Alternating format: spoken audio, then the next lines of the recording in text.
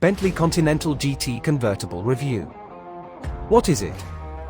A Bentley Continental GT, surely one of the world's finest Grand Tourers, with a limitless amount of headroom, thanks to a Z-fold fabric roof that can be stowed or erected in 19 seconds at up to 30 miles per hour, competes with the Aston Martin DB11 Volante and Ferrari Portofino, among others. Indeed, there aren't many differences between the Continental GT convertible and the coupe on which it's based. Except the roof, obviously, which brings with it strengthening in the form of much bracing and metalwork. The structure is 5% stiffer than before, while aluminium panels mean the body is 20% lighter. And better looking, right? Oh yes, substantially better looking. The old Continental GT was not an unattractive car, but this new one moves things on. Bentley's moved the front axle forward, improving weight distribution by shifting the engine lower and further back in the chassis.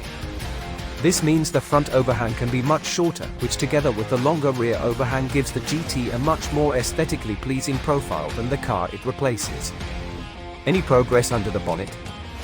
Things have moved on mechanically, too. Engine-wise, you've still got a choice of a 4.0-litre V8 or 6.0-litre W12, each with a couple of turbochargers for good measure. But now there's more power and torque, plus cylinder deactivation for better economy. The GT still drives all four wheels, but now through an 8-speed DSG rather than a torque converter automatic, and up to 100% of power can go to the rear wheels. And in smooth, unruffled driving it often does, to save fuel. 3-chamber air suspension aims to give a silky smooth ride, while a 48-volt active roll control system is tasked with keeping the GT's substantial mass in check through the corners. What's the verdict? Top class. The GT in the Continental's name is there for a reason. Just like the coupe, this is a massively more dynamic car than the one it replaces. All the drive systems give it an athleticism that a car of this size, type, and mass ought not to have. And of course it's hugely fast in a straight line. So fast and so refined, you never feel as though you're going as fast as you really are.